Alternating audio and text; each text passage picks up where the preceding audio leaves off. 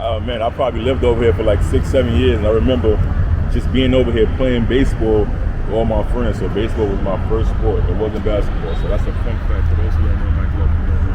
That was crazy because that was one of the questions I had. Yeah, baseball was my very first sport. Playing out here with my guys Kevin. I used to grow up living up on 231st Heath Avenue, so we used to be over here every single day. I actually got hurt on this very basketball. I can show you exactly where I got hurt at. I don't know if you want to watch. Yeah, come on. You don't know stress, you don't know pain, you don't know danger. Bitch, I know something, yes I know things. I'm talking anger, I'm talking about wrath, I'm talking about rage, I'm talking no lies. I'm talking the book of Eli, bitch, get on my page. Yo, what's good, Josh? Your boy Sagamore. On today's episode, I got my bro Mike Glover pulling up. You don't know who he is?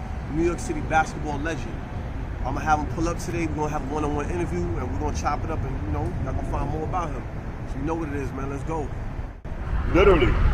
It was literally like right here, around this area right here. He did like a wrestling move on me. It was like a DDT move where when I was like underneath right here, between his legs, and he dropped me.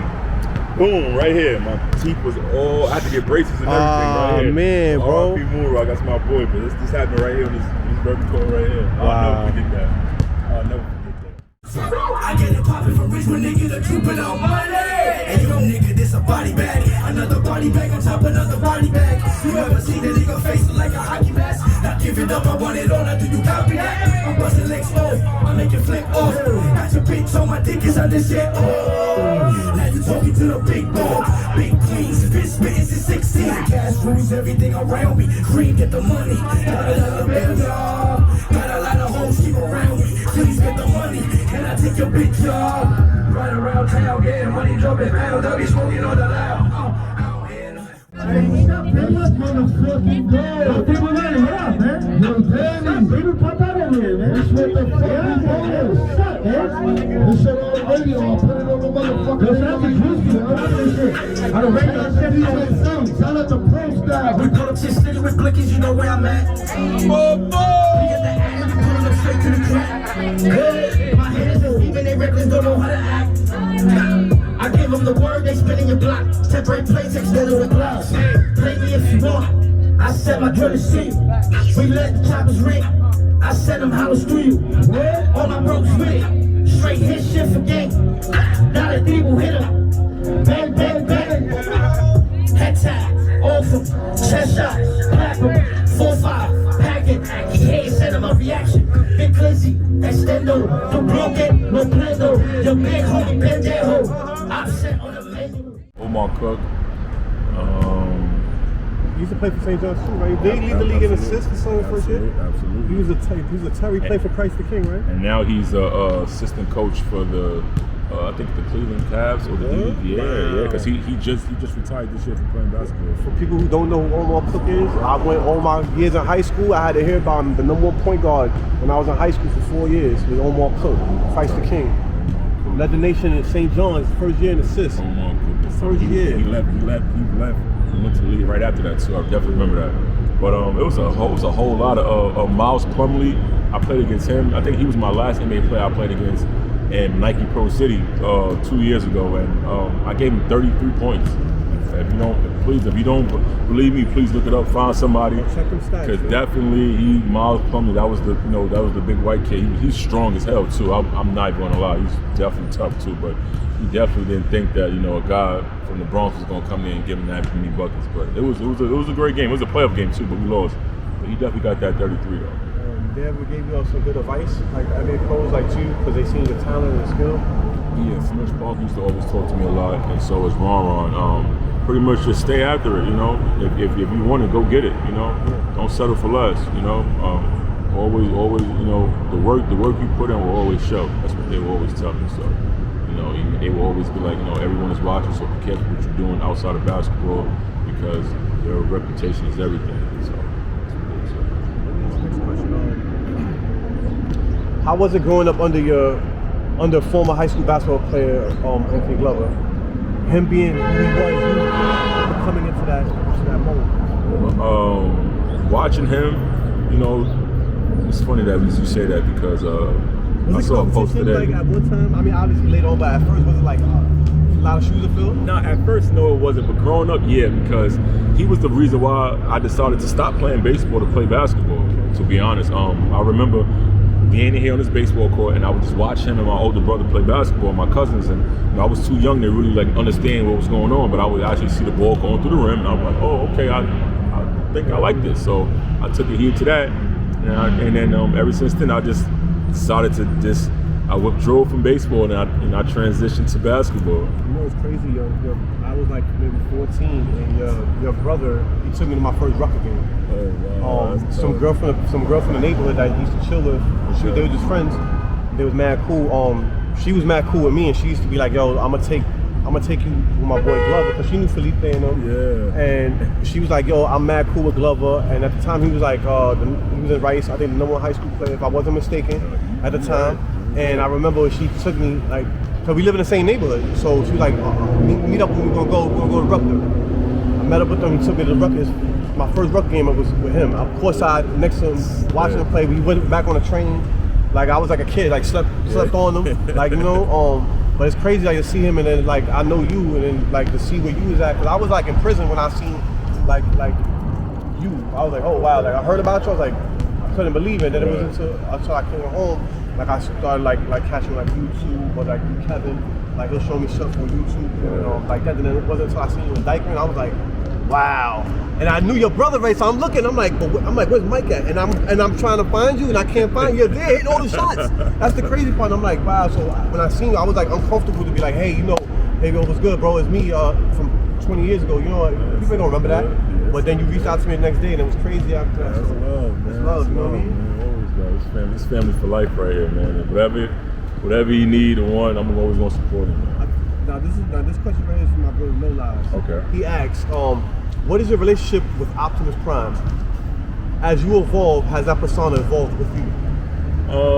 Yeah, because it's crazy you say that, and I'm gonna be real honest with you. I've never watched a Transformer movie ever, even after the fact that they, shout out to the Cruz brothers, Joe and Randy, who actually, nicknamed me Optimus Prime, and back in 2006. Yeah, in Orchard Beach, they have one of the best tournaments in New York City, if not the best tournament, along with Dykeman basketball over in 207 for Neagle.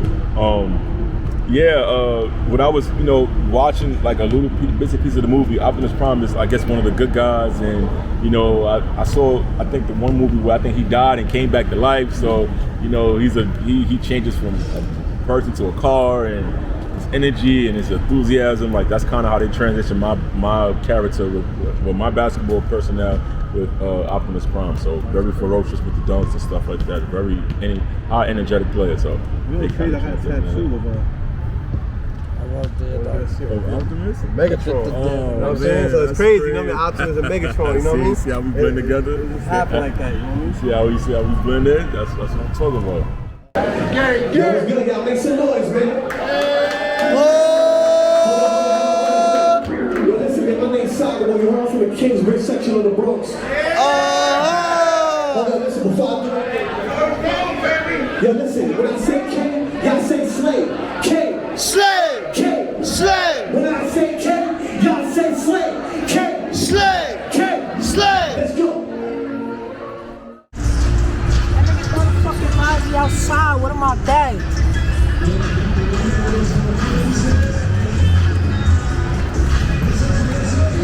Big 3 shot. Big 3-5 shit. With my mother. Works. We outside with the works. We outside with the works right now, bro. You got 2 seconds, bro, for the light. 5. That niggas know the fucking time, bro. Get shots. It's a move. Cover. Make it slip. Say something.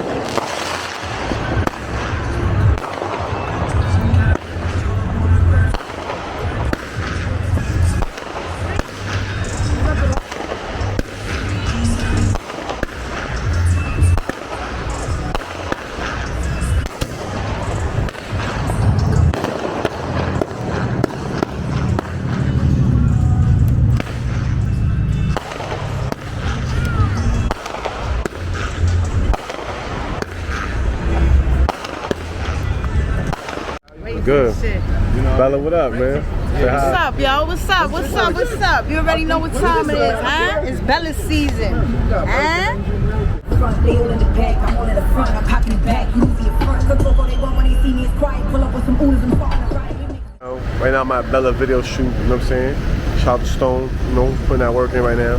Shout out to Bella, you know what I mean? I'm out here though, you know, came up, pulled up, you know, show some love, you know. But it look like about to rain out here though, typical Bronx shit on the summer, on a nice summer day, come and fuck shit up. But we out here though, you know, we gotta get rocky, you know what I mean? 50-something indictment, but what was the most you had in the actual games? I think it was 51. It was 51, and then the next day I had 49. So I combined for 100 points the entire weekend. So yeah, but yeah, I had my highest in college was 42. It was on my mother's birthday, in Iona. Yeah, so this was 10 years ago. So yeah. Well, it's just because you've been traveling, you said 15 different countries. Yeah. What's your favorite countries you've played in? The Philippines. I'm gonna tell you why. I love Asia. Like all the countries in Asia, I love Asia. I had the opportunity of playing in Europe too. I played in Kosovo. I played in Turkey. But Asia, I love Asia, man. The Philippines. The reason why I love Philippines because everyone. It just feels like you're back home in New York. From the food, they have American Western food out there. The people treat you so nice. The weather's always warm. It's just like, it just feels like you're back in New York. It just like, everything is so great. Like, there's nothing negative I have to say about the country of the Philippines, ever. That's like my favorite country ever. The worst country I've been to is Chile. Tell us why. Chile, oh my gosh. First of all, it's too hot. They don't believe in ACs. I was in a house where it was like I had to open up the windows, the mosquitoes in your house, and it was just like, it was annoying. And I'm a chicken lover. I love chicken, and you know the food wasn't so good. And I'm a food person. I love chicken and seafood. So for them not to have bad weather and bad food, it was a bad combination. I still love Chile. So shout out to all of my Chilean people. Did the NBA ever offer you a contract at one time? No, when I was I would say after my senior year, I tried out for three NBA teams. This happened in 2012. This was right after my pops transition in March 2012. The first team that reached out to me was the Brooklyn Nets. So I worked out with the Brooklyn Nets. And then this was 2012, so this was like April 2012. So that means Garnett, no, the Brooklyn Nets. It was. And then 2 weeks later, I had the opportunity. I got flown out to Memphis Grizzlies. I worked out with Memphis Grizzlies too, and then a week right after that, like I think 3 days after that, they shot me. They took me to Westchester. I worked out with the New York Knicks. I worked out with the Knicks 3 times, so I just felt like I had a chance working out with the Knicks. But you know, they kind of had, you know, they was drafting players from overseas. So, and this was all in 2012. Was that one of the reasons why you went overseas? Yeah, because you know, I just didn't want to wait around, sit around, and not, you know, wait for, you know, the opportunity was knocking right after the New York Knicks workout. So I just worked out, continued to work out at Iona in the summer, and I just got a call from my agent saying that okay, we have a contract in Turkey, you're gonna take it or leave it. It's maybe a one-time opportunity for you. So what are you gonna do? And I didn't have a passport, so they had to expedite my passport because my flight was within 48 hours, so I had to like rush and get ready to go to Turkey. So I didn't want to give up an opportunity. Yeah, I didn't want to. Shout out to my fiance for being this smooth. I didn't want to let go of the opportunity, you know, because you just never know, you might get that chance back. So I'm like, you know what? I'm just gonna take this. How much time did they give you to make that choice? I had within 24 hours. it was that fast. It was literally that fast. Like. Why you acting like you sis? Big facts. Why you acting like the pro? Niggas really wanna hit. Big facts. Say it with the heat trip. He never ran. Hold on. Niggas see me wanna dap me. Bitches never wanna clap me. Talk about me on a brand, but bitches never wanna at me. They try to do what I don't, but bitches never fucking take me. I got my foot on the gas and they sweating they never can catch me. Niggas love me, I'm a booty. Sugar mad, I'm a pistol. Bitches talking all that shit.